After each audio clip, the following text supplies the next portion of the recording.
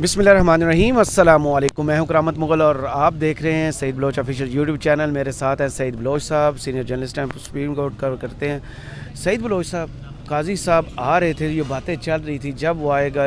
इंसाफ का बोलबाला होगा, आइन की सरबुलंदी होगी, इंसाफ हर जगह मिलेगा, इवन नवाज शरीफ को इंसाफ मिलेगा। एक प्रोफाइल पहले ही बिल्ड की जा रही थी। हमारे जितने भी दोस्त सहाफ़ी हैं उनके हक़ में ट्वीट्स कर रहे थे कि काजी आएगा तो लग पता जाएगा। काजी साहब को इतना हाई पेंट करने की ज़रूरत क्यों पेश आ रही थी? बहुत शुक्रिया करामत मुग़ल साहब। देखें, काजी साहब का ना एक असूली मौक़िफ़ रहा है, अगरचे मैं ख़ुद उनके ऊपर बहुत ज़्यादा तनकीद करता हूँ, और लेकिन हर शख्स का जो भी असूली मौक़िफ़ हो वो आपको पसंद है या नहीं है, अगर उसकी ज़ात तक भी है तो आपको कम अज़ कम उसका एहतराम ज़रूर करना चाहिए। काजी साहब का एक मौक़िफ़ ये था कि पाकिस्तान के अंदर आइन और कानून के ऊपर अमल दरामद होना चाहिए, और इसी हवाले से काजी साहब जो हैं वो प्रैक्टिस एंड प्रोसीजर वाला एक जो उनका असूली मौक़िफ़ था वो हमारे सामने है। उन्होंने कहा कि जब तक इस केस का फ़ैसला नहीं होगा तब तक मैं किसी भी मुकदमे की समाअत नहीं करूँगा, ये उनकी एक राय थी। लेकिन फिर हमने देखा कि जब चीफ़ जस्टिस काजी फ़ाइज़ ईसा साहब चीफ़ जस्टिस पाकिस्तान तैनात हो गए तो फिर कुछ ऐसी इतलात भी हमें मिलना शुरू हुई कि जो आम इंतखाबात की तारीख़ है वो सुप्रीम कोर्ट ऑफ पाकिस्तान देगी, जिसके बाद काजी साहब की जो प्रोफाइल है वो बहुत ज़्यादा उसमें उनको जो मुस्बित आप समझे कि उसमें उनकी कारकर्दगी जो है वो उसकी झलक हमें नज़र आएगी। फिर एक और बात हमने ये भी सुनी कि पाकिस्तान तहरीक इंसाफ के जो गिरफ़्तार कारकुनान हैं जिनके ख़िलाफ़ रियासती क्रैकडाउन जारी है, गिरफ़्तारियाँ हो रही हैं, मुकदमात बनाए जा रहे हैं, उनको भी अगर कोई रिलीफ मिल सकता है तो वो भी काजी साहब की अदालत से मिलेगा। इस तरह की बातें की गई। और फिर आप देखें कि काजी साहब के आने के बाद उन्होंने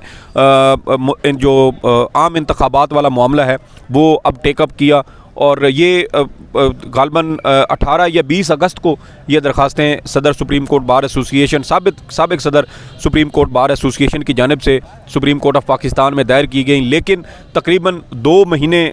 इल्तवा में रखने के बाद इन दरखास्तों को समाअत के लिए मुकर्रर किया गया, और फिर 2 समाअतों पर ही इस केस का फ़ैसला आप देखें कि हमारे सामने आ चुका है, और चीफ़ जस्टिस काजी फ़ाइज़ ईसा की अदालत से ही इस केस का जो आम इंतखाबात की तारीख़ है वो सामने आई है। और हमारे वो सहाफ़ी, पहुँचाए हुए सहाफ़ी दोस्त जो ये दावे करते थे कि चीफ़ जस्टिस काजी फ़ाइज़ ईसा साहब की अदालत से ही आम इंतखाबात की तारीख़ जो है वो सामने आएगी, तो हमें बज़ाहिर ये नज़र आता है कि वो जो हैं वो बिल्कुल दुरुस्त साबित हुए हैं। और कुछ ऐसे इवेंट्स भी हुए कि बाकायदा जिन तारीख़ों की पेश गोई की गई उन्हीं तारीख़ों के ऊपर मुकदमात समाअत के लिए मुकर्रर होते गए। और अब देखना ये है कि क्या चीफ़ जस्टिस काजी फ़ाइज़ ईसा साहब आम इंतखाबात की तारीख़ का तो चले ऐलान हो गया, सदर साहब की जानिब से कह दिया गया कि 8 फरवरी को आम इंतखाबात होंगे, अगरचा इलेक्शन कमीशन ने 11 फरवरी की तारीख़ दी। लेकिन अब इसके बाद काजी फ़ाइज़ ईसा साहब के ऊपर ज़्यादा अहम जो ज़िम्मेदारी है मेरे ख़्याल में वो आयद होती है, क्योंकि उनका जो एक असूली मौक़िफ़ है वो अगर पाकिस्तान तहरीक इंसाफ को पसंद करते हैं या नहीं करते, उनका इमरान खान के साथ कोई ज़ाती रंजिश या कोई ज़ाती अनाद है या नहीं है, ये तो वही बेहतर बता सकते हैं। लेकिन हम जो अदालतों में केसेस की समाअत के दौरान जो हम मुशाहिदा करते हैं, हम उसकी बात भी अगर हम करें तो फिर भी देखें कि चीफ़ जस्टिस काजी फ़ाइज़ ईसा साहब के लिए आहिस्ता आहिस्ता जो हालात व वाक़यात हैं वो ऐसे इवेंट्स वो तरतीब पा रहे हैं जिससे काजी साहब जो है वो फ़ैसले दे रहे हैं। और तो कल को इमरान खान को जितना रिलीफ है, नाअहली वाला जो मामला चल रहा है वो सारा रिलीफ भी काजी साहब ही देंगे? नहीं, देखें, मैं यही बात कर रहा था कि अब मैंने आपसे सवाल किया जी, मैं उसी का जवाब देता हूँ। देखें, इमरान खान साहब के खिलाफ इस वक्त 200 से ज़ायद हमारे कुछ दौर तो ये भी क्लेम कर रहे हैं ना कि काजी साहब ही आएंगे जो पीटीआई का दोबारा। मैंने अभी कुछ देर पहले मैंने आपसे यही बात की थी कि हमारे दोस्तों की जानिब से ये दावा किया गया था कि अगर पीटीआई को कोई रिलीफ मिल सकता है तो वो काजी साहब की अदालत से ही मिल सकता है। और अब देखना ये है कि आप देखें कि अभी पिछले दिनों एक खातून जो हैं वो उनके शौहर का इंतकाल हो गया, वो 5.5 महीने से जेलों में थी, और बहुत सारी ख़वातीन हैं, सियासी वर्कर्स हैं। शेख रशीद साहब का मामला गुज़श्ता रोज़ सुप्रीम कोर्ट ऑफ पाकिस्तान में उस पर ज़ेर बहस आया, और कहा गया कि शेख रशीद साहब 40 दिन गायब रहने के बाद अब वो मीडिया के ऊपर आए हैं और मीडिया के ऊपर वो बात करते हुए नज़र आते हैं। तो ये वो सारी चीज़ें हैं जो अदालत को बहरहाल इनको देखना है। सुप्रीम कोर्ट ऑफ पाकिस्तान सिर्फ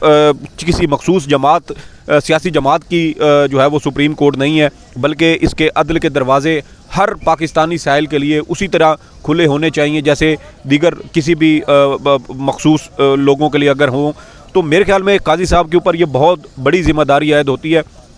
कि पाकिस्तान की सबसे बड़ी सियासी जमात इस वक्त मुकम्मल तौर पर उसको तोड़ फोड़ दिया गया है। और देखें कि अगर काजी साहब ये समझते हैं अपने मुख्तलिफ मौक़े के ऊपर, उन्होंने पाकिस्तान मुस्लिम लीग नून और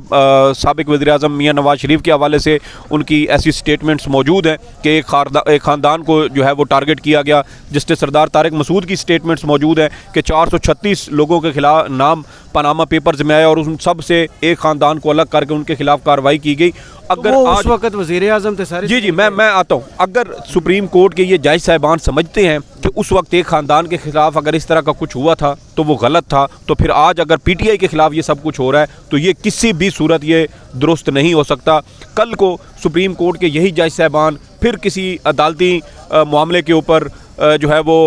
अपने दुख का इजहार करें या नदामत का इजहार करें कि इस तरीके से सबसे बड़ी सियासी जमात को तोड़ फोड़ दिया गया। हमारे सामने तो देखें कि जब PTI के ख़िलाफ़ क्रैकडाउन हो रहा था तो लोग मशरक़ी पाकिस्तान का हवाला दिया करते थे कि वहाँ पर भी जिस सियासी जमात ने भारी मैंडेट हासिल किया था उसका मैंडेट को तस्लीम करने से इनकार कर दिया गया। और फिर यहाँ तुम वहाँ तुम यहाँ हम का नारा लगा,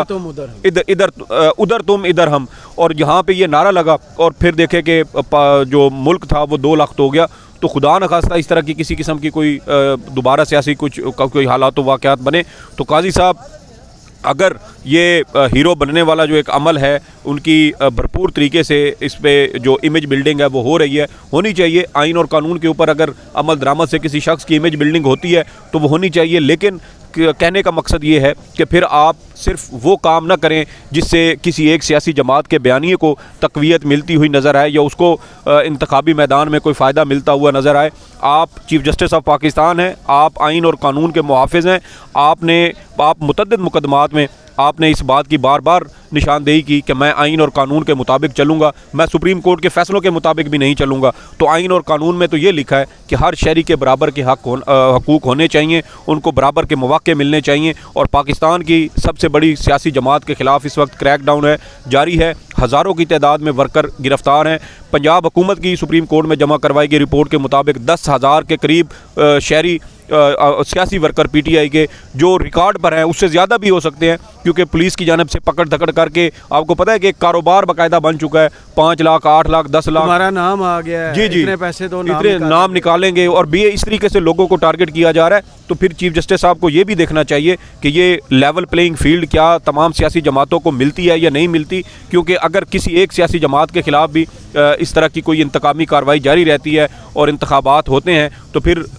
हमारी अदालतों को, हमारे सियासतदानों को, रियासतीदारों को ये बात ज़हन में रखनी चाहिए कि असल ये लड़ाई 4 हलकों से शुरू हुई थी। जो बंदा 4 हलकों के लिए इस हद तक जा सकता था, जी जो अब 4 सूबों तक फैल चुकी है, जो बंदा 4 हलकों में जो है वो 4 हलके खुलवाने के लिए इस हद तक जा सकता है, तो फिर अगर पूरे मुल्क के इंतखाबात की बात हुई तो फिर आप खुद अंदाज़ा लगा लें कि ये लड़ाई जो है वो आगे कहाँ तक बढ़ेगी। तो खुदा न खास्ता है ऐसे हालात का हमारे मुल्क को सामना करना पड़े। तमाम जो हमारे रियासती इदारे हैं वो भी अपनी ज़िम्मेदारियों को देखें और सबसे ज़्यादा ज़िम्मेदारी चीफ जस्टिस काजी फ़ाइज़ ईसा के ऊपर आयद होती है कि वो तमाम सियासी जमातों के लिए जो लेवल प्लेइंग फील्ड है उसको यकीनी बनाए और किसी के साथ इस्तेसाल नहीं होना चाहिए। आज उन्होंने खुद कहा कि सियासी जमातें अवाम में जाएँ, जिसका मंशूर अवाम को पसंद आएगा वो उसको वोट देंगी। तो मेरे ख्याल में फिर इसके लिए चीफ जस्टिस साहब आप कोई लेवल प्लेइंग फील्ड भी आपको ही बनानी पड़ेगी। चलें, बहुत शुक्रिया सईद बलोच साहब आपके तज़किया का। कमेंट्स बॉक्स में ज़रूर बताइए वीडियो आपको कैसी लगी। इजाज़त दीजिए,